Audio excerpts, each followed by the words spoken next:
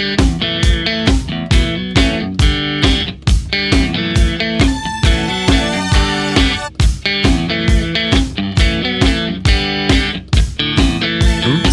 warahmatullahi wabarakatuh. Waalaikumsalam warahmatullahi wabarakatuh. Jumpa lagi di podcast Mesin Waktu dengan episode Cimanggis Berkelas. Alhamdulillah malam ini kita kedatangan tamu istimewa. Waduh, istimewa. Tamu yang pada saat dulu saya mencetuskan ide bikin ini, podcast ini, yang terlintas dalam kepala saya itu ada bapak ini di depan saya. Benar. Cuma baru kali ini kita bisa ada kesempatan buat ngobrol bareng beliau. Please welcome Bapak Ustadz Andy. Selamat datang Pak di podcast Mesin Waktu ini. Ya gimana kabarnya Pak Yulis? Alhamdulillah kita baik-baik saja. Sokta bisa sakit kemulai nih. Sebagaimana yang tidak tahu bahwa ini adalah soalnya salah satu bisa dibilang orang yang punya pekerjaan yang unik karena kerjanya di rumah dan sehari-harinya biwa dan kadang buah bancingan dan sih Antara unik dan santai ya, dan tapi terlihat sukses ya Ambi. Tapi itu jadi cambuk buat kita, itu jadi pelajaran buat kita gitu, bahwa hidup itu nggak mudah gitu kan. Kalau kita mau sukses ya harus jalanin. Betul. Oke. Ya. Dan waktu di SMP itu, padahal itu di SMP saya termasuk orang-orang yang sekarang jadi pejabat-pejabat itu banyak anaknya di sini. Oh. Saya sempat sekolah kelas 2 SMP itu saya. Mungkin salah satu SMP favorit ya. Iya, masuk SMP favorit. Ya. Termasuk SMA-nya juga 39 itu termasuk favorit juga. Iya, favorit. Iya. Itu. Jadi memang masih ada ya Pak Andi sampai sekarang pun, bahkan yang sudah akhirnya sekolah dipakai zonasi, tetap ada beberapa sekolah yang dibilang favorit, yang orang-orang tuh berlomba-lomba ingin masuk sekolah di situ, berharap nextnya stepnya akan lebih mudah, dia masuk ke perguruan tinggi negeri dan sebagainya gitu ya. Ya, dan Pak Andi pada saat itu beruntung bisa masuk ke salah satu sekolah itu ya.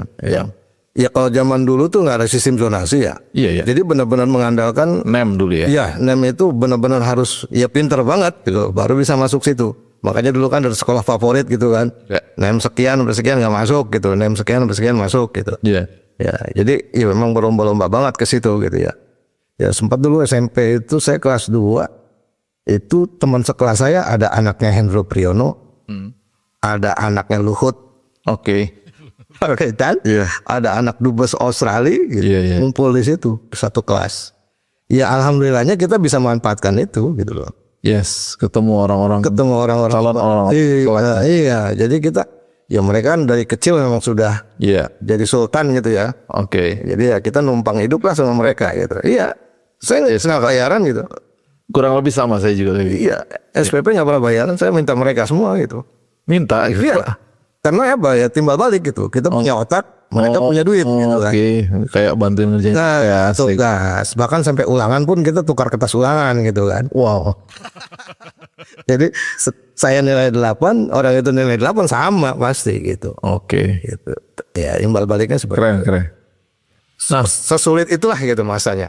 kalau mungkin pemirsa masih banyak yang belum tahu nih Pak Andy. Ya. Ini kan harus kita tarik ke harus ada benang merahnya ya, dengan kegiatan yang sekarang Pak Andy sudah capai gitu kan. Ya. Coba kita jelaskan dulu nih kegiatan Pak Andy nih. Apa yang sekarang akhirnya yang akhirnya Pak Andy tadi bisa menyusuri background Pak Andy masa lalu sehingga menjadi sekarang nih Pak Andy sedang melakukan apa biar mereka ada bayangan juga. Oke. Ya.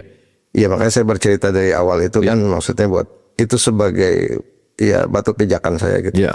Ya saya sih menganggap bahwa hidup ini sekarang ini ya saya nggak berhasil amat, nggak sukses amat gitu ya. Oke. Ya secara finansial apapun segala materi gitu kan. Tetapi ya dengan jalan hidup yang seperti itu ya saya meraih kebahagiaan gitu loh. Ya. Ya seperti yang Pak Yulis sampaikan bahwa kelihatannya santai gitu ya. Nggak pernah berangkat pagi-pagi, nggak pernah pulang malam-malam gitu. Betul. Ya bahkan sempat setiap hari bisa ganteng joran gitu kan. Ya gini, ya awalnya saya juga bekerja gitu kan, bekerja seperti yang lain-lain tuh. Ya kerja ke Jakarta gitu kan. Dulu saya kan sempat tinggal di Cawang ya, di Cawang gitu. Waktu itu saya udah sempat saya masuk dunia, saya sekarang kan di bidang apa ya, dinamakan eksibisi gitu ya. Nah, itu dia yang mungkin pemirsa yang lain belum tahu nih Pak ini sekarang sedang melakukan apa? Nah ya, saya ini sekarang ini status saya adalah seorang desainer. Desainer. Desainer ya, kalau disebutnya desainer lah, kalau di desainer untuk exhibition dan interior design. Oke. Gitu, exhibition and interior design gitu.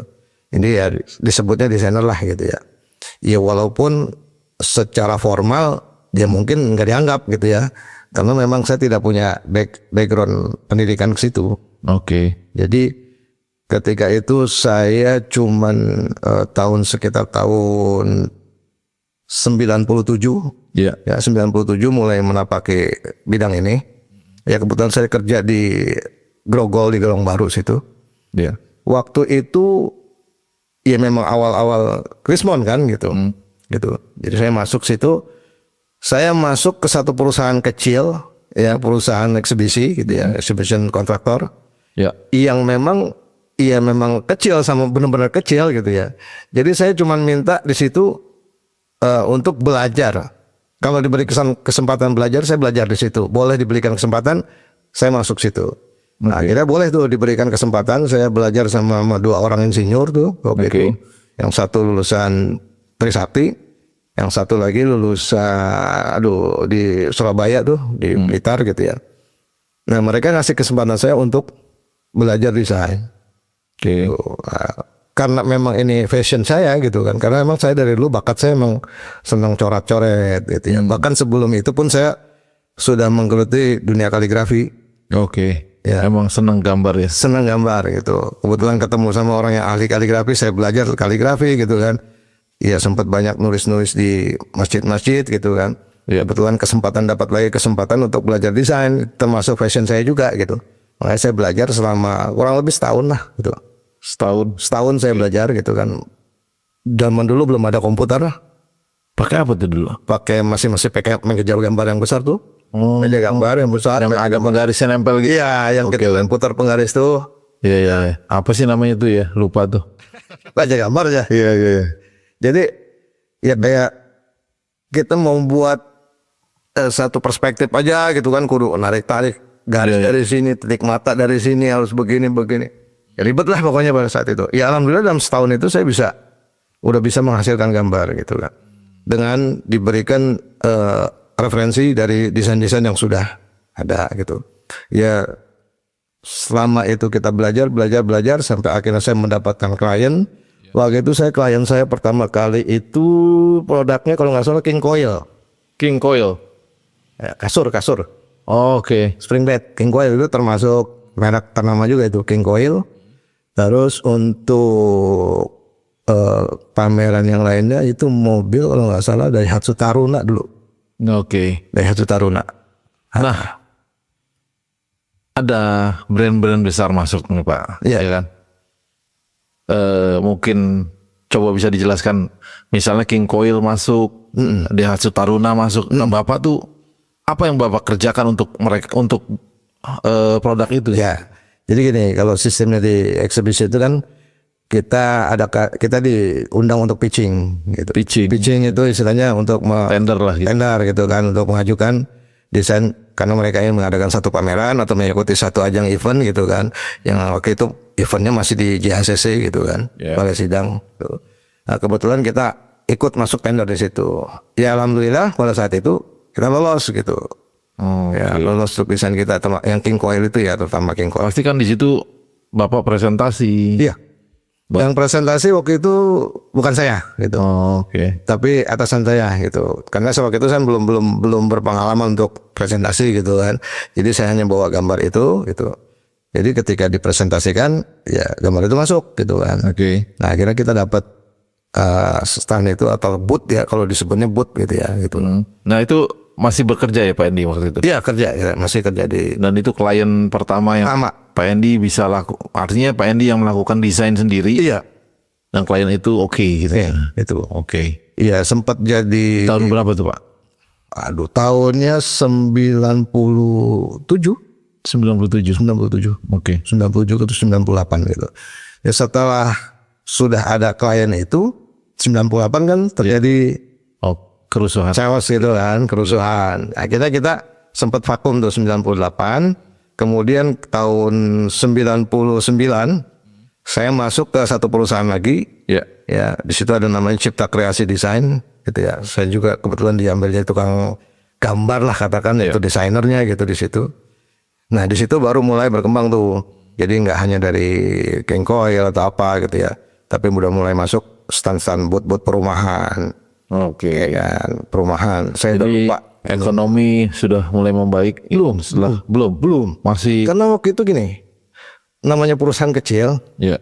dan saya desainer yang termasuk ya tidak punya background Iya. gitu ya. Jadi pada saat itu yang saya pikirkan cuman bagaimana supaya desain saya ini bisa terpakai. Tapi saat itu desainer yang memang pure desainer yang sekolah gitu ya banyak Pak. Banyak. Oke. Banyak sekali gitu loh. Banyak sekali gitu. Nah, Pak Endi itu berusaha untuk gimana Yang penting eksis dulu. bisa lolos dari seleksi itu. Benar gitu. Oke. Jadi saya waktu itu ingat banget waktu King Coil itu saya dikasih duit itu 150.000. Oke. Dari nilai kontrak berapa tuh? Saya nggak tahu nilai kontraknya. Oke itu. Pokoknya saya dikasih 150.000. Saya ingat banget itu. 97 ya. Itu udah lumayan gede lah gitu ya menurut tahun segitu gitu. Nah, terus ya setelah di Cipta Kreasi Desain itu saya udah lumayan ada penaikan lah masalah ekonomi gitu kan. Ya desain saya juga udah lumayan berharga gitu kan, dari 150 naik jadi 300 ya kan, jadi 400 gitu ya, nilai segitulah gitu. Nah itu setelah kerusuhan itu ya? Iya, setelah kerusuhan sampai tahun 2001 lah. 2001 itu saya pindah lagi. Oke, tapi masih tetap kerja? Masih tetap kerja. Dan di bidang yang sama. Di bidang yang sama? Ya, di pameran juga, di exhibition gitu. Berarti Pak Endi memang dari awal bekerja itu memang di bidang yang sama ya? Iya, exhibition gitu. Karena memang passionnya di situ? Iya, passion saya di situ gitu. Ya karena saya tuh kalau lagi gambar atau mendesain itu bukan hanya sekedar pikiran saya bukan supaya pengen dapat uang gitu loh. Iya, tapi kepuasan gitu, prosesnya gitu ya. Proses di situ kita istilahnya dikasih lahan kosong, dikasih tema, gitu kan, diliatin produknya seperti ini, kita suruh menciptakan suatu bangunan ya atau booth lah gitu, booth pameran yang harus mewakilkan itu semua. Oke. Gitu. Dari sekian banyak pitching gitu, dari sekian banyak perusahaan, yang saya tahu desainer-desainer itu ya rata-rata lulusan banyak dulu zaman saya itu dari ISI Yogyakarta. Oke. Ya, terus dari Tarumanegara. Ya kan, kemudian Trisakti. Itu 3 itu yang saingannya luar biasa ya. Iya, benar. Boleh tahu nggak Pak?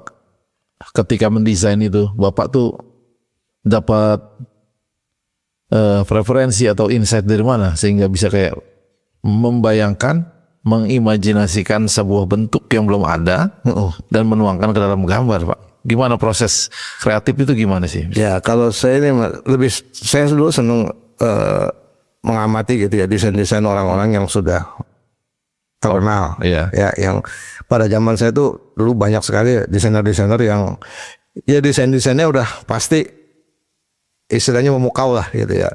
Nah, saya pelajarin itu gitu. Ada beberapa desainer yang jadi acuan saya waktu itu, siapa namanya lupa, orang Bali gitu ya. Dia lulusan ISI juga Yogyakarta gitu.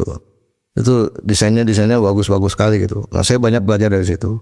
Udah gitu saya sering kalau keluar nih ke Jakarta gitu kan. Saya ngeliat gedung-gedung di sekitar Jakarta gitu kan. Arsitekturnya. Iya, arsitekturnya. Saya ngeliat inspirasi dari situ. Oke. Itu. Bahkan kalau misalkan saya ngelihat showroom itu, showroom mobil, showroom apa, saya perhatiin detailnya gitu. Oke. Apa sih yang membuat ini tuh kelihatan enak dilihat gitu. Oke. Gitu. Jadi saya ambil garis merahnya, baru saya tuangkan di desain-desain saya. Jadi dibalik ya. Jadi di Pak Endi tuh ngelihat visualnya dulu, ya kan? Cari teorinya. Iya. Baru ketemu. Ya, sesuaikan dengan Kalau orang yang sekolah kan teori dulu, Iya, iya benar, benar. teori dulu, mereka baru mulai cari visualnya. Hah. Itu yang dibalikin. Nah, ada yang menarik lagi gitu. Ketika saya sudah mengenal komputer, mengenal aplikasi, ya, itu kan mereka Sudah masuk era komputer di Iya. 2000 2000 2000-an ke atas lah ya. 2003, 2004 lah. Ya itu Windows XP ya. Iya, Windows XP. Udah mulai keluar. Iya, XP. Iya. Gitu. Saya udah pakai waktu itu programnya 3D. 3D Max. 3D Max. Oke. Itu 3D Max-nya masih 3D Max tahun 2000 berapa ya? 2002 atau 2003. Iya. Gitu. Nah, itu ketika mengenal aplikasi tersebut gitu ya. Saya benar-benar out of box semua gitu. Nggak ada sesuai teori. Oh, oke. Tapi Kalau- Pak Andi udah tahu teorinya waktu itu. Jadi saya ngelihat dari teman saya, kebetulan ada di desainer juga gitu, desainer freelance juga gitu ya. Kebetulan dia lulusan ISI, itu dia memakai 3D. Saya ngelihat dari jauh, saya minta tanya itu ini apa. Dan kebetulan dia bilang gampang kok ini gitu. Sekarang sistem udah tutorial gitu loh. Jadi setiap kita dekatkan kursor itu akan muncul perintah-perintahnya. Selama kita ngerti bahasa Inggris, Oke. katanya akan lebih mudah gitu. Kebetulan saya lumayan. That's why jadi lebih mudah Nah, menyerap. iya, wah, saya kebetulan senang banget sama bahasa Inggris waktu itu gitu ya. Ya sempat juga punya bos orang bule gitu dulu sebelum dari ini. Jadi ya menurut saya ini gampang banget gitu ya. Oke. Tapi walaupun teorinya tidak sama dengan orang yang belajar secara normal gitu ya, secara formal gitu. Misalkan kita dalam membuat kotak gitu kan, ada cara-cara tertentu untuk secara teorinya gitu yang seharusnya Step-stepnya. ya itu, stepnya. ya. Kalau saya berbeda gitu caranya. Gitu. Makanya selalu berbeda. hasilnya- Tapi hasilnya sama. Iya. Gitu. Oke. Dan kalau saya lebih senang main di konsep gitu. Gitu. Bukan sekedar penguasaan aplikasi aja. Oke. Saya lebih senang. Contohnya seperti apa, Pak? Jadi gini. Nanti konsep tuh. Jadi gini. Kadang-kadang kita harus mengenal dulu kliennya gitu. Kita harus kenal klien. Gitu. Kita harus kenal klien ini dia sukanya apa gitu. Makanya saya dulu saya banyak menangani. Maaf, klien ini dalam artian corporate atau pribadi dia? Ada korporat, ada pribadi. Misalnya klien corporate. Nah, Pak Andi tuh cari kesukaan ini penanggung jawabnya berarti Iya, gini. atau si pemberi tugasnya. nah ini makanya unik lagi nih. Iya. Ketika saya bekerja di satu perusahaan, setelah di situ kan saya di Selipi itu ada perusahaan namanya Rekaindo. Oke. Gitu ya. Di situ saya baru mengenal komputer di situ. Nah di situ saya dikasih kepercayaan untuk sekaligus marketing. Jadi saya bawa sendiri tuh gambar saya gitu loh. Seharusnya kan marketing yang membawa gambar saya ke klien. Tapi ini saya dipercayakan untuk bawa sendiri gambar saya presentasiin ke klien. Iya. Ya walaupun pada saat itu ya termasuk bodoh juga gitu ya. Ini dua jabatan yang sebenarnya dengan berbeda proporsi gitu kan. Job desk-nya beda. Nah, harusnya saya dapat 2 nih gitu kan. iya. Tapi karena pikiran saya pada saat itu Belajar. ini satu jalan gitu loh. Iya. Supaya kita lebih luas lagi mengenal klien gitu kan, saya bisa mempraktekkan, menjelaskan gambar itu juga dengan enak gitu kan. Kadang-kadang kalau marketing kan menjelaskan gambar kita nggak sesuai dengan Yes. kemauan kita. Karena dia nggak ngerti konsep apa. Nggak ngerti konsepnya gitu. Iya. Dia hanya lihat gambar seperti ini, udah selesai gitu. Kalau saya bisa jelasin secara konsep gitu kan. Saya bisa, ini loh maksudnya saya buat begini tuh, begini. Filosofinya saya bisa jelasin. Oke. Ya kan. Jadi lebih masuk ke klien gitu. Dan ketika si klien punya keinginan juga, punya brief juga, jadi kita bisa langsung cepat nangkap. Nah, bahkan bisa mempengaruhi klien. Oh, dengan persuasif itu. Betul. Oke. Kadang-kadang klien itu ada yang tidak mengerti, taunya jualan. Iya. Pokoknya saya jualan rame. Stand saya rame dikunjungin orang. Iya. Gitu. Dia nggak ngerti konsep desain seperti apa. Iya. Gitu kan. Yang bagus tuh seperti apa gitu kan.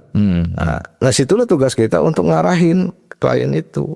Oh, oke. Ya, jadi kita punya keunggulan tersendiri selain kita desain. Nah, kadang-kadang klien tuh tanya kan gitu, Bapak yang desain ini? Iya, saya yang desain. Oh, dia lebih seneng. Gitu. Oh iya, lebih enak dong gitu. Kalau saya minta begini-begini, ya. Dan tidak semua kemauan klien itu harus kita turutin.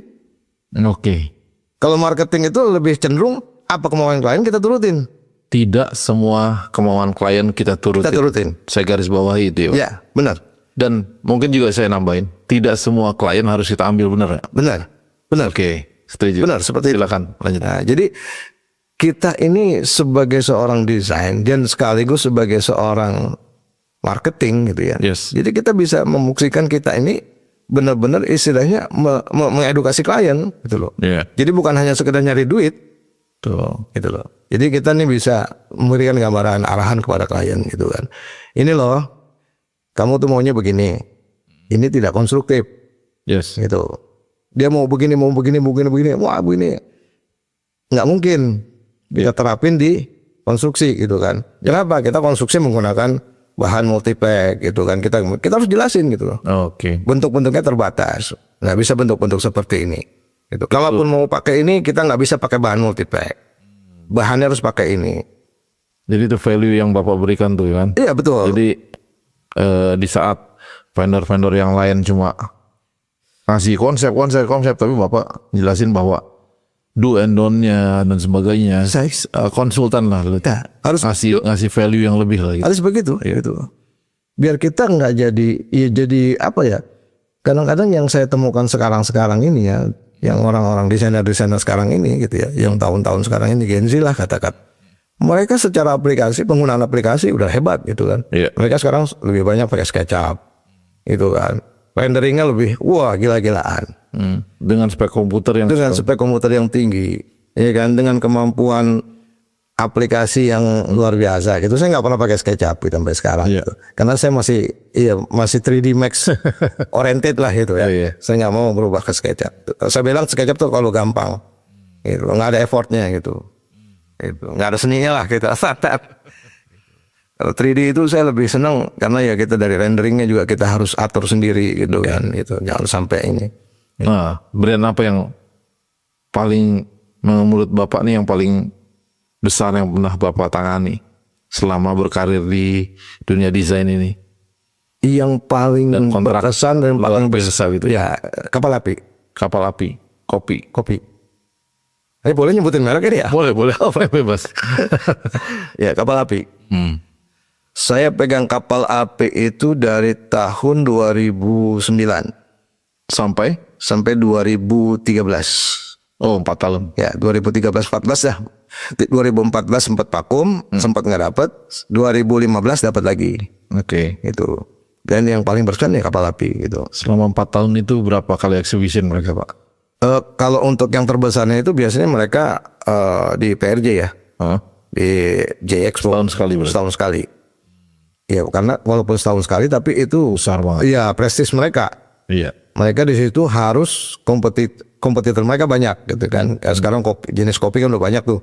Dan mereka mau desain mereka tuh harus lebih unggul daripada kopi-kopi yang lain. Iya. Dan kadang-kadang panitia ataupun organizer suka iseng gitu ya.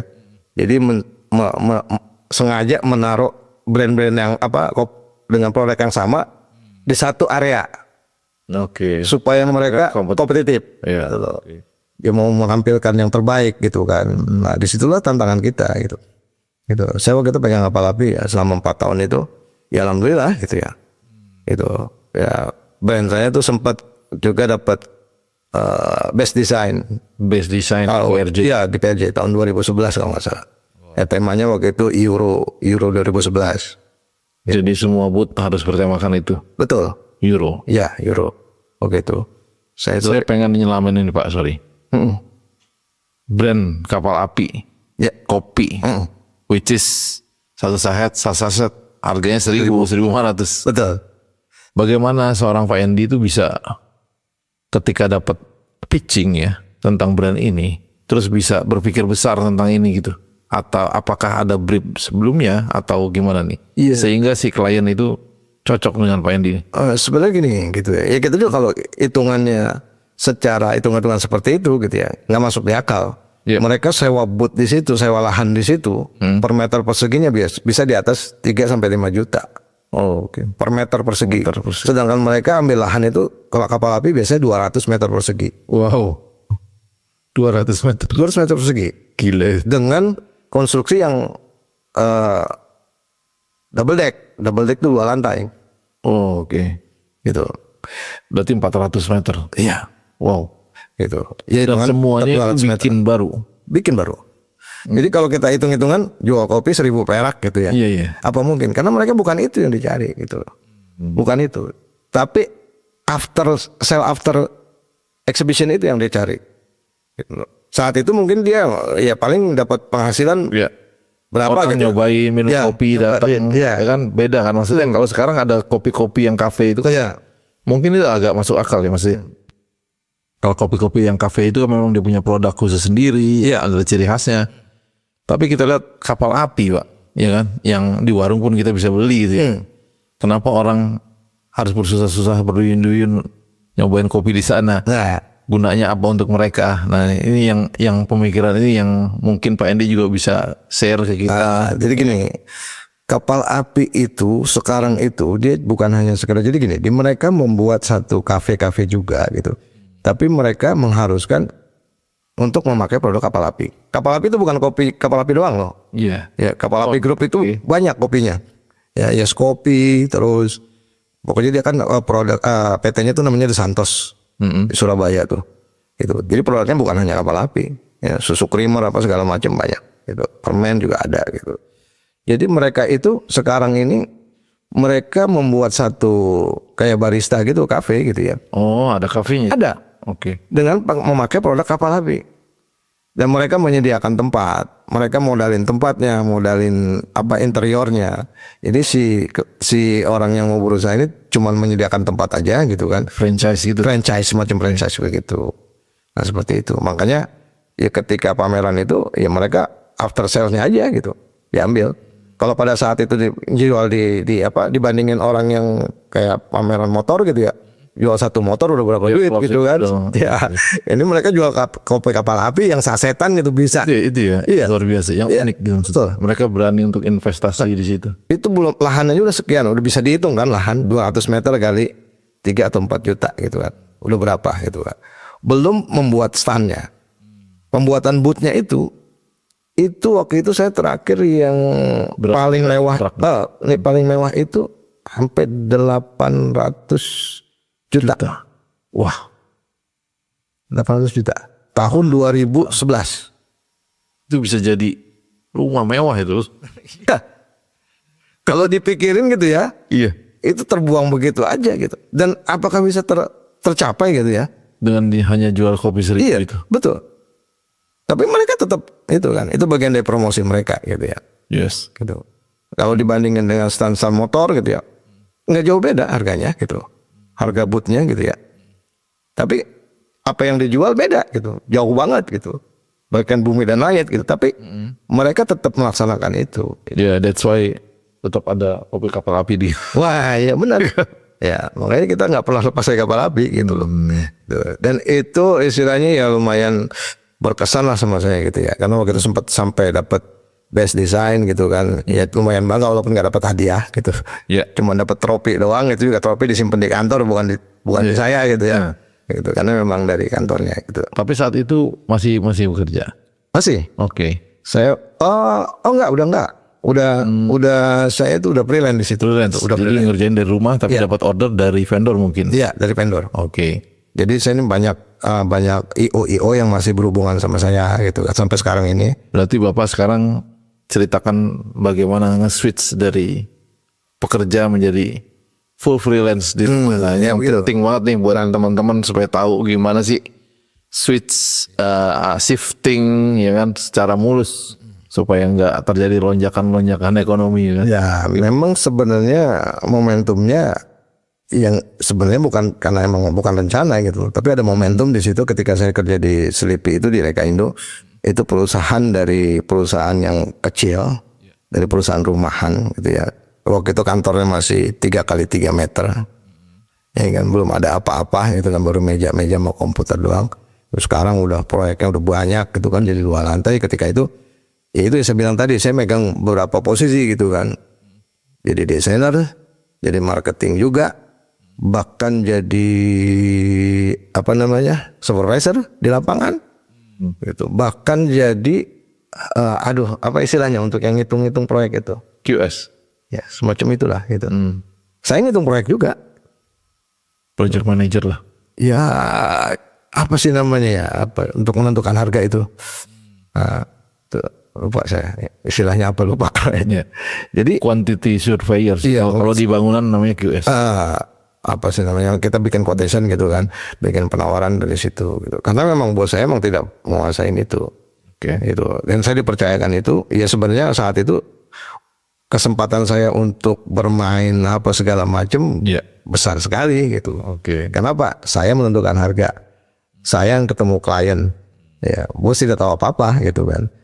Gitu. Tapi kepercayaan di situ saya nggak manfaatin buat untuk yang kepentingan pribadi. Oke. Ya gitu, karena ya saya bekerja pakai aturan gitu. Oke. Gitu. Nah pada saat itu momentum itu saya ambil gitu ya. Saat itu saya udah capek banget kerja di situ. Gitu. Bayangin waktu itu terakhir saya kerja di situ, saya pegang dalam satu event di JHCC itu 15 ton, Wow. 15 booth, rata-rata ukurannya 100 meter persegi ke atas. Oh, gila. Ya desainnya semuanya spesial desain, Ya. bukan standar gitu ya, spesial desain semua. Oke. Itu saya pegang waktu itu 15 booth, tapi yang saya pegang handle langsung itu 13 booth. Itu saya capeknya minta ampun. Betul. Dari mulai desain. Dari mulai desain, ketemu klien, ya kan, bikin gambar kerja, kasih gambar kerja ke, Revisi. iya, revisi belum lagi udah gitu ya. Bahkan saya sempat ya istilahnya main mata sama klien, tapi bukan untuk kepentingan pribadi gitu, tapi untuk supaya dapat win-win solution gitu. Mereka tidak kabur dari kita gitu kan, dan mereka ya sesuai dengan ekspektasi mereka gitu kan. Harga mereka bisa jangkau gitu kan. Ya. Tapi kita dengan cara ya itu kita negosiasi sama mereka gitu, supaya mereka nih nggak kemana-mana gitu. Itu waktu itu klien furniture saya itu sampai hampir 20 Tuh. 20 klien untuk furniture ya, pameran furniture aja gitu. Gitu. Nah, terakhir itu 15 ton dalam satu event gitu ya. Itu saya bawa kru itu pasukan sampai 100 orang. Saya sempat dipanggil sama event manajemennya gitu kan. Ini selesai enggak gitu. 15 booth gitu kan. Selesai enggak nih? Sebab apa? Kalau di balai sidang itu di JSC gitu. Diwaktuin. Kalau kita nggak selesai dalam waktu 2 hari, ya kita kena harus, kalau kita mau lanjutin ini booth sampai pagi gitu ya, kita harus sewa itu satu hall semua dengan dolar. Nggak bisa satu area kita doang. Misalnya kita di hall A nih, kita harus sewa semua satu hall A untuk melanjutin kerjaan itu sampai selesai. Harus selesai pada malam itu juga. Gitu. Nah, makanya saya dipanggil di manajemen, ini bisa selesai enggak? Ya alhamdulillah ya dengan kuasa Allah gitu ya. Saat itu sebelum waktunya saya udah selesai semua. Gitu. Sebelum pembukaan udah free gitu kan. Tapi saya waktu itu sempat pulang sampai jam 2 malam.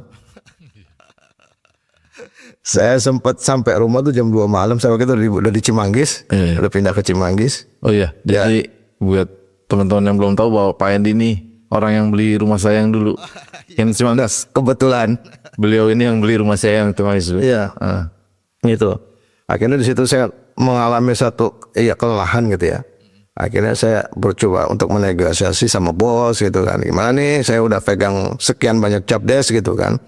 Tapi nggak ada kenaikan pemasukan gitu untuk gaji gitu kan. Dulu gaji utama saya gitu ya, per bulan cuma 1.200.000. Ya di luar dari fee design. Iya. Ya kan. Hanya itu aja gitu. Ya saya khawatir gitu kalau suatu saat misalkan nanti ya gambar nggak ada gitu kan, dengan duit segitu apa cukup gitu kan. Akhirnya saya minta untuk ditinjau ulang gitu kan sama bos, gimana untuk penambahan itu. Ternyata ya nggak dikasih. Nggak dikasih. Ya nggak dikasih. Saya pikir ya saya sudah membesarkan perusahaan. Saya paling lama di situ 4 tahun saya di situ. Jadi dari mulai klien dia cuma 3 perusahaan. Sampai 20 lebih bahkan gitu. Nah dari situ Pak Endi memutuskan untuk Akhirnya saya sempat ya freelance gitu. Saya sempat mengundurkan diri gitu ya. Ya waktu itu sih ya banyak yang mau nampung saya. Iya. Banyak yang mau nampung. Pasti. Dari klien-klien juga banyak yang mau nampung gitu. Karena kebetulan klien kan bergerak di bidang furniture juga, butuh desain juga untuk interior gitu kan. Oke. Jadi that's why akhirnya Pak Endi freelance pun langsung banyak punya channel ya. Benar. Karena dari situ awalnya. Betul. Jadi shiftingnya nggak begitu berasa. Ya, oke. Jadi dari situ lalu saya sempat bikin perusahaan kontraktor juga sama temen gitu kan. Setelah saya resign gitu kan, saya bikin sama temen tuh ada desainer juga dari ISI Yogyakarta. Sempat berjalan sekitar setahun lah. Ya. Terus masuk ya orang baru yang akhirnya ya itu yang membuat kacau, akhirnya saya bubar lagi. Akhirnya udah saya memutuskan freelance aja gitu. Ya. Nah setelah freelance kehidupan berubah ya. Ya. Kehidupan berubah, tapi juga ternyata masih ada hambatan lagi di depan, ujian lagi yaitu COVID-19. Ya, betul. Mana seorang Sandy menghadapi situasi. Waduh, itu kayaknya dewa pun ya. Kalau dalam drama Cina tuh kayak dewa pun nggak bisa nolong gitu kan. Iya. Nah, during the COVID-19 pandemi, gimana Pak Andy menghadapi situasi saat itu? Yang nggak pernah menyangka sebelumnya bahwa Ya. akan terjadi hal Tidak pernah diperhitungkan gitu ya, tidak pernah diprediksi gitu ya, seperti itu.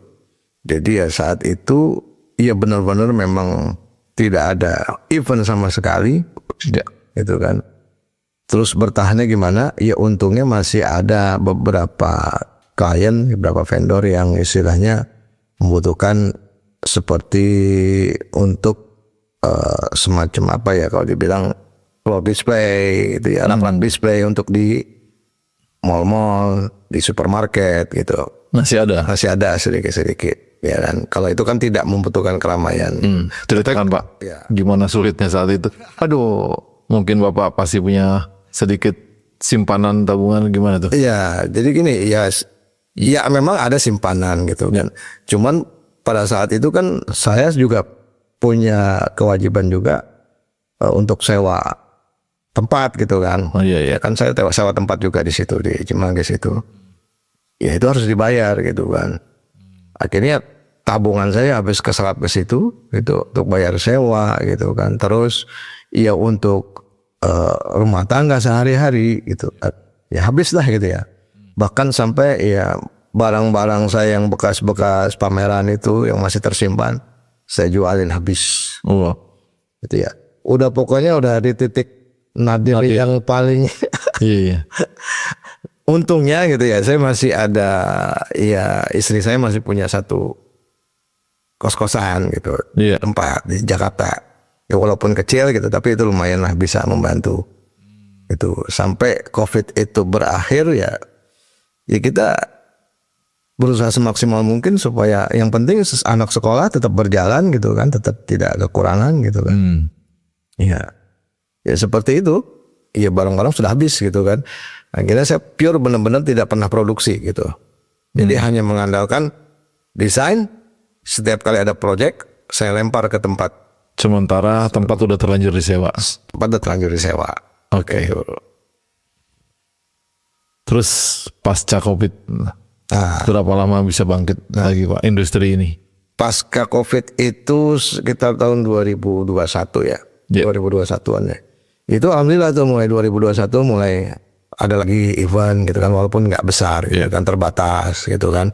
Tapi adalah sedikit untuk ini desain saya masih bisa kepake gitu kan dari sedikit klien ya, kapal api juga masih waktu itu masih klien, cuman untuk yang boot-boot kecil gitu masih gitu apa api terus. Berarti itu sampai sekarang ya? Ya sampai sekarang masih.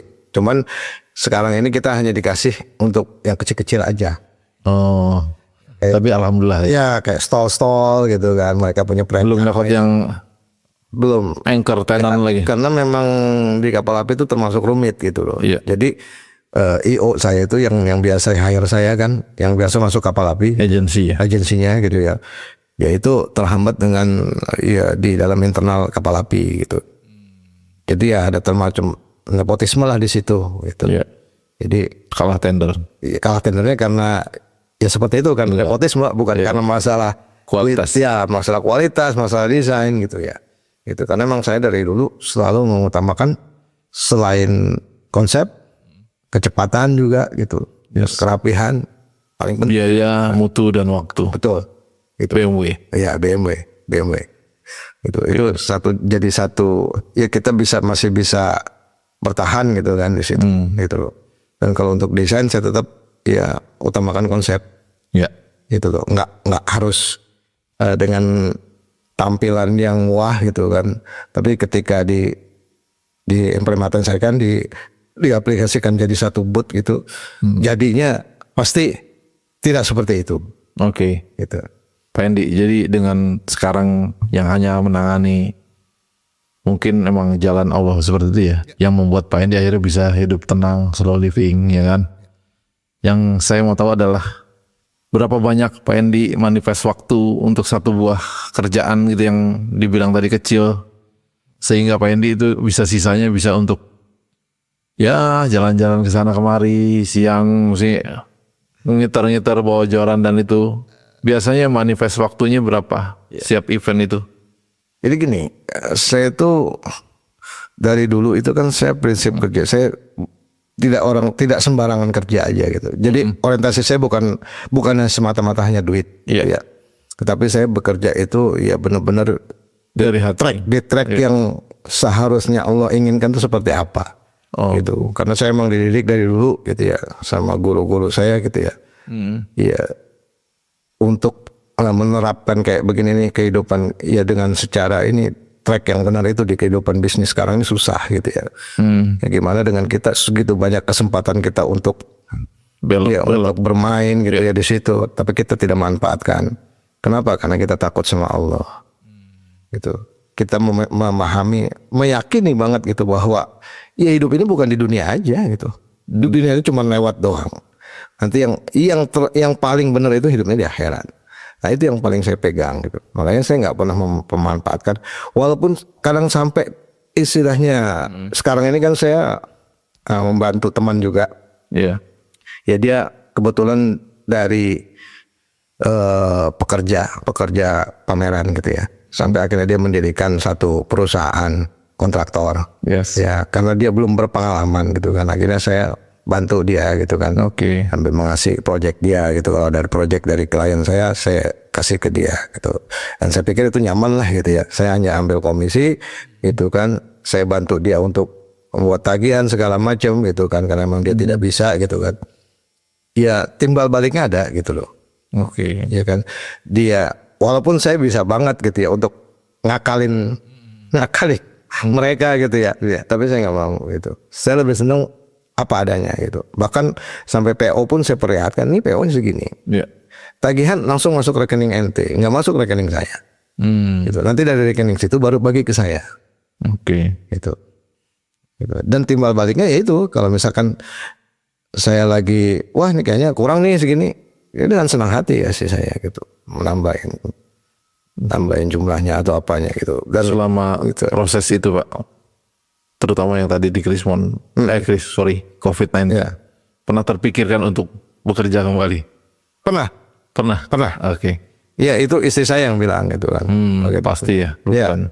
Udahlah ya katanya, kerja lagi kan tinggal jalan keluar juga langsung diterima gitu. Iya saya bilang. Cuma nanti saya bisa seminggu sekali baru pulang gitu. Gitu. Karena kan kalau di Jakarta kan kayak pulang balik capek banget tuh. Gitu. Apalagi kalau misalkan saya kerja di Jakarta, itu yang mau nampung saya ada namanya IO, itu namanya IO Asia. Gitu. Mereka tuh kerjanya luar biasa gitu loh. Bisa 24 jam kita gitu. Walaupun ya bayaran juga sesuai gitu loh. Tapi saya nggak mau gitu. Kenapa? Habis waktu saya di situ. Saya nggak bisa lagi untuk tenang-tenang ibadah. Kalau habis maghrib, selesai maghrib, saya nongkrong-nongkrong di musola, ngopi bareng. Iya kan? Iya. Sambil ya ada sedikit ilmu kita kasih ke mereka gitu. Nggak bisa seperti itu lagi gitu. Karena saya udah menikmati banget gitu kayak begitu. Terus bagaimana misalnya menghadapi, ya pasti kan kita semua laki-laki pengen seperti itu Pak. Tapi dari pihak Keluarga. iya ada kebutuhan yang harus selalu dipenuhi gitu kan. Iya. Iya begitu. Alhamdulillahnya ya ada selalu jalan gitu. Selalu ada jalan. Selalu ada jalan gitu. Iya karena saya itu meyakini banget bahwa semua yang kita dapatkan ini semua dari Allah. Tanpa izin Allah nggak bakal kita dapat. Bahkan yang udah depan mata pun gitu ya. Kalau memang Allah nggak mengizinkan nggak bakal dapat. Saya yakinin itu gitu. Tauhid. Makanya semuanya la haula wala quwata illa billah dah gitu. Semua saya serahkan sama Allah. Gitu. Setelah saya berdoa, saya ibadah semaksimal mungkin. Ya mungkin saya ibadah saya nggak takut nukun amat gitu ya. gitu. Tapi saya berusaha menyumbangkan apa yang saya bisa saya kasihkan gitu kan. Ya apa yang saya punya saya berikan gitu kan. Dan itu ya alhamdulillah keluarga juga, ya keluarga saya nggak terlalu nuntut-nuntut amat gitu ya. Dalam artian kebutuhannya nggak, yang penting anak sekolah gitu Kebutuhan kan. pokok lah. Ya anak sekolah, terus dapur ngebul gitu ya. Untuk kebutuhan-kebutuhan yang lain udah terserah saya gitu. Itu aja gitu. Nah, saat ini gimana untuk dunia perdesainan nih saat ini? Sekarang ini tahun 2026 ini lumayan permulaan yang tadi barusan saya juga cerita sama Debak juga gitu ya. Permulaan yang cukup sulit gitu ya. Karena memang dari tahun 2025 tuh lumayan cukup bagus. Ya, cukup bagus. Ya, kalau 2026 ini mulainya mungkin baru mulain kali, saya nggak tahu juga gitu ya. Tapi udah terasa gitu ya. Tapi walaupun terasa seperti itu, ya alhamdulillah gitu. Nggak kekurangan gitu. Gitu. Karena saya nggak pernah istilahnya nggak pernah menghitung-hitung. Oh saya dapat segini, oh saya dapat segini. Enggak gitu. Dapat segini, alhamdulillah gitu. Nggak dapat, ya alhamdulillah juga gitu loh. Gitu. Ya belum tentu kita dengan dapat segini kita bisa senang gitu kan. Ya. Siapa tahu kita dapat gede, tahu kita sakit. Pernah nggak ngalamin yang benar-benar ya tadi selain COVID-19 ya? Nah, Wah ini nggak ada pemasukan sama sekali ya? pernah. Bahkan sampai teman saya tuh yang sering saya kasih kerjaan tuh, setiap kali dia udah mulai panik gitu ya, selalu WA saya kan, Pak, Bang, gimana ini katanya. Saya selalu bilang begini, ya kalau nggak usah khawatir, saya bilang, yakin aja deh, insya Allah ada gitu. Tapi ya, iya benar-benar luar biasa gitu ya kuasa Allah tuh ya. Ya selalu ada gitu. Ketika kita udah mau putus asa nih gitu, udah mau payah, tiba-tiba ada lagi gitu. Dan saya nggak pernah istilahnya sampai telepon ke teman, wah gimana ada kerjaan nggak ada, nggak pernah, nggak pernah. Selalu orang yang menghubungi. Iya, saya selalu pokoknya yang penting saya ibadah udah gitu. Saya menganggap doa itu adalah senjata saya yang paling Biar Allah yang paling pamungkas, betul. Biar Allah yang atur. Kenapa? Allah itu udah pasti kasih gitu loh. Gitu. Yang penting kita, Allah itu maha kaya gitu loh. Jadi ngapain kita minta sama orang-orang kaya yang lain, sedangkan Allah maha kaya gitu. Udah minta sama Allah aja gitu. Dan luar biasanya yaitu selalu ada. Ketika teman udah mulai WA nih, ini WA-nya juga masih ada sama saya. Ya. Bang, gimana nih Bang? Udah mulai mau lebaran nih Bang, katanya. Saya harus kasih THR sama anak-anak. Saya bilang, ya itu proyek sudah ada. Saya bilang udah masuk itu, tapi kan kita nggak tahu itu milik kita atau bukan. Yang jelas kalau udah dapat TP berarti milik kita gitu kan. Tapi yakinlah saya bilang nanti juga ada. Gitu. Baru kemarin gitu. Saya bilang begitu. Gitu. Oke. Pak Endi, Ya. jika Bapak harus menyarankan anak Bapak nih untuk melakukan pekerjaan yang sama seperti Bapak, gimana menurut Bapak? Bapak akan menyarankan atau tidak? Saya sih membebaskan aja ya sama anaknya gitu. Saya nggak terlalu ya. Atau memang Pak Endi punya cita-cita yang lain buat anak-anak? Nggak. Saya tuh nggak terlalu banyak ekspektasi sama anak, nggak terlalu tinggi ekspektasi sama anak. Saya cuma berharap anak saya tidak meninggalkan ibadah, Oke. ya kan? Tidak zolimin orang. Kehidupan mau jadi apa terserah mereka. Walaupun saya tahu kayak anak saya yang pertama ini bakatnya hampir mirip dengan saya. Dia suka gambar, suka main musik, ya kan? Itu lumayan cukup cerdas gitu kan. Itu sekarang juga kuliah di DKP gitu. Tapi saya tidak. Bahkan teman saya juga udah nanya gitu kan, anak lu sekarang di mana? DKP. Saya bilang, wah sama dong, mirip-mirip. Ya mirip lah saya bilang gitu. Gitu. Bilang mau ini ke pamer, nggak tahu. Terserah dia. Saya nggak memaksakan gitu. Walaupun saya sudah mencontohkan gitu buat anak-anak saya. Ini loh, seperti ayah loh kayak begini. Iya. Gitu kan. Orang mungkin nggak ngelihat saya tuh, ngelihat ayah nih santai gitu kan, nggak pernah kemana-mana, ada di rumah terus. Bahkan pagi-pagi sempat nongkrong di depan minum kopi, mari ngerokok gitu kan. Nanti siang saya masuk ke dalam gitu kan. Tapi saya bisa hidup, saya bisa, ya dapur kita masih terus ngebul, kamu masih bisa sekolah. Yang paling penting saya bilang, jangan tinggalin ibadah, udah itu aja. Oh, itu idaman sih. Nggak penting. Idaman. Ya memang Kehidupan orang itu pasti, ya nggak tahu orang lain ya. Saya juga mengidamkan kehidupan yang seperti itu. ya, Cukup di rumah, ya kita kerja di rumah, terus mau ibadah nggak ada halangan gitu, maksudnya nggak ada halangan yang berarti gitu. iya, Saya mudahkan lah. iya, saya pikir dari mulai awal saya bekerja gitu kan, saya pikir Allah itu udah baik banget sama saya. Setiap doa saya itu dijabah terus gitu ya. Saya dulu masih kerja di kantoran gitu ya, walaupun cuma jadi supervisor cleaning service gitu ya. Saya pengen loh gitu kerja tuh di kantoran yang benar gitu loh, ngadepin komputer gitu kan kayak orang-orang lain kerja begitu kan. Kesampean. Saya bisa kerja di depan komputer. Begitu sudah menemukan itu, bosan. Pengen loh saya kerja nih nggak masuk tiap hari berangkat pagi pulang malam gitu kan. Pengen saya di rumah tapi kerjaan enak gitu kan. Tapi ada kerjaan. Iya apa juga. Dengan saya freelance begini, gitu. Sampai ya istilahnya yang hal-hal yang tidak diduga gitu sama kita gitu kan, ketika ini kita bisa dapat seperti ini gitu. Bahkan istilahnya kita nggak ya hunting kemana-mana. Kalau orang kan biasanya hunting nggak vendor gitu teleponin, ya gimana nih ada yang proyek, nggak pernah. Saya lihat di sosial media juga nggak terlalu ini, Pak. Nggak pernah kan. Saya nggak pernah posting tentang kerjaan saya atau gimana. Nggak pernah. Gitu. Karena bukan untuk konsumsi publik sih. Saya bilang cukup saya aja yang tahu gitu. Betul. Ya, itu maha besar Allah ya. Ya. Dari situ kita bisa belajar tuh, bahwa jangan takut, rezeki Benar. memang sudah diatur. Yang penting kita sebagai manusia Berusaha. berusaha dan melakukan kewajiban Benar. yang diminta Allah kepada kita. Betul. Oke Pak Endi, buat teman-teman yang masih muda, Pak Endi mau kasih pesan apa untuk mereka yang masih bingung mau menentukan arah hidupnya, mau kemana, Iya. dan belum mempunyai pekerjaan tetap mungkin? Iya seperti itulah gitu ya. Jadi jangan putus asa dengan rahmat Allah. Wala ta'yasu min rauhillah gitu ya. Jangan putus asa sama rahmat Allah. Nggak boleh kita gitu. Yang penting kita tetap berusaha kerjaan apapun gitu ya. Kalau kita kreatif, insya Allah bisa. Ya kan walaupun jadi cleaning service, Iya. kita harus tahu, pahamin dulu cleaning service itu apa. Kita pelajarin seperti apa.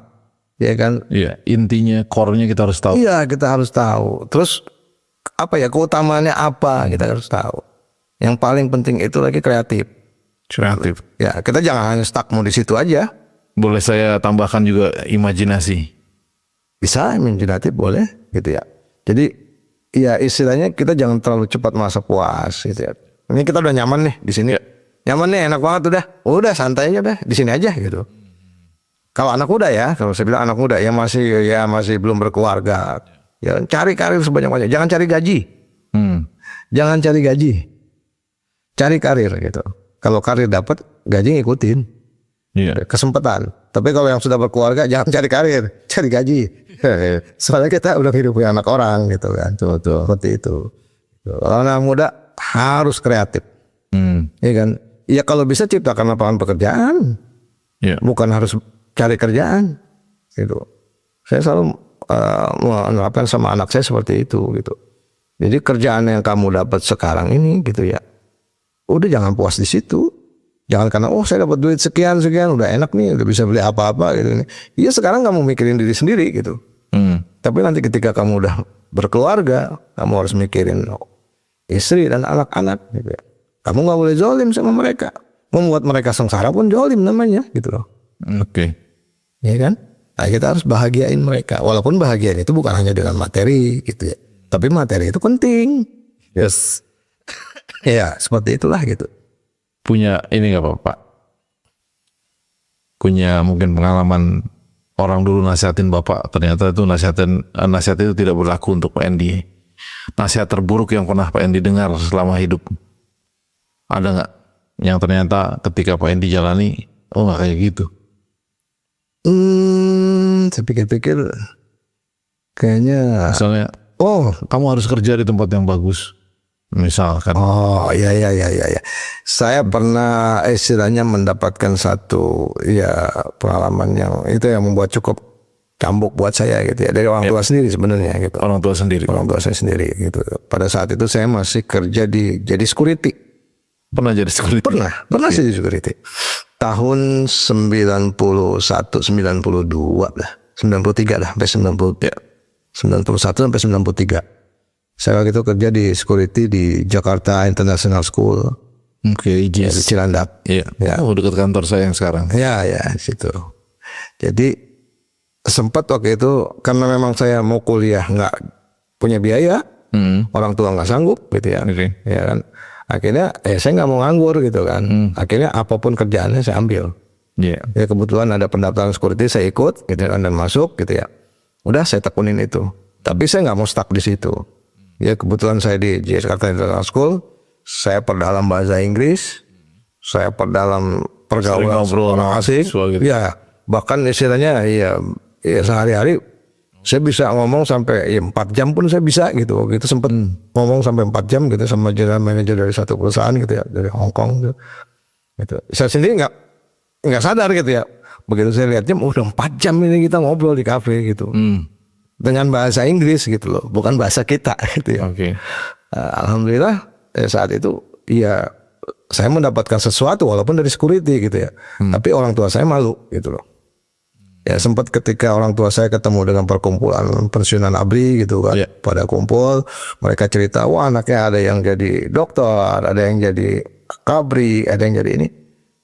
Sampai bapak saya bilang, anak saya jadi satpam katanya. Apa yang mau dibanggain? Oh, kayak gitu. Nah, di situ saya dengar omongan itu dari orang tua saya sendiri gitu. Iya.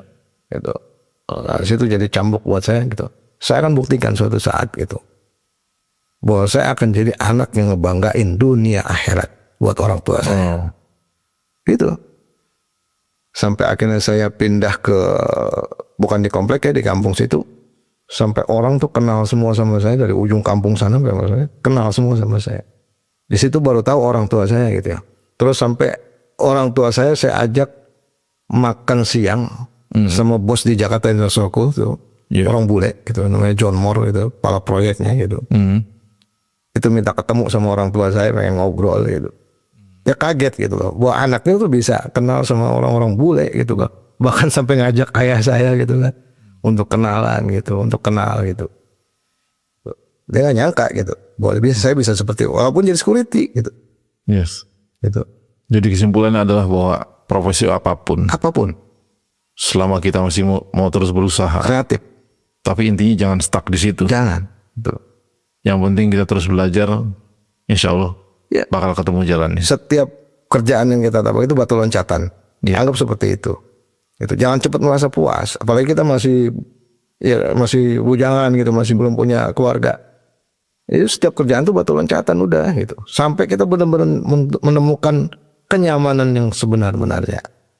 Tapi ya itu nggak bakal ditemuin kalau kita jauh dari Allah. Intinya Intinya datang diri sama Allah, Betul. sama yang punya. ya saya selalu menunjukkan begitu sama teman-teman, sama rekan bisnis. Saya selalu menunjukkan diri bahwa saya orang yang takut sama Allah. Jadi saya mau ngomong apapun, rekan-rekan bisnis saya pasti percaya. Oke. Ya, kalau saya bilang segini ya percaya gitu. Karena memang saya nggak ada kepentingan apapun itu ya. Karena kerja Amin itu namanya. ya Dapat dipercaya. amanah, amin ya betul. Ya itu aja. Gitu. Salah satu kunci kesuksesan Pak Endi. Iya. Iya. Terima kasih Pak Endi. Ya. Mungkin sudah 1 jam lebih ada ya. 1 jam ya. Waduh, nggak terasa ya. Ngobrol nggak terasa. Luar biasa daging semua. Iya. Nah, masih banyak yang lebih Pengalaman yang mahal sekali dari seorang Pak Endi. ya. Terima kasih sudah hadir di Iya, sama-sama. Saya juga terima kasih tadi. Ya, berkelas. ya. Saya juga terima kasih udah diundang di sini. Ya dianggap sebagai inspirator mungkin ya. Ya mudah-mudahan ya bisa dipakai lah pengalaman itu. Ya, oke. Ya.